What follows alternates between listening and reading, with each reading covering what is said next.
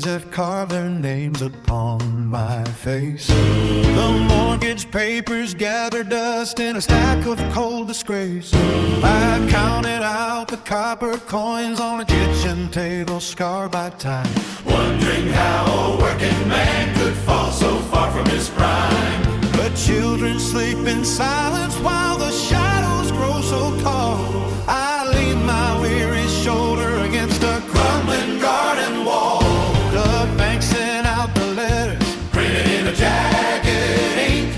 I stood up on the precipice and dared myself to blink. My wife, she held my trembling hand and whispered of a grace That survives the winter hunger and the hollow of this place. We bowed our heads in darkness where the pride had used to grow, and felt a sudden warmth begin to settle in the snow. He walked us through the valley where the river had run dry. He mapped the constellations in a heavy charcoal sky.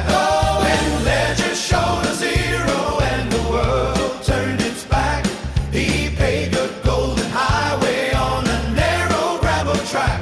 Now the summit meets the sunrise and the air is clear and sweet, with the weight of every struggle lying broken at our feet.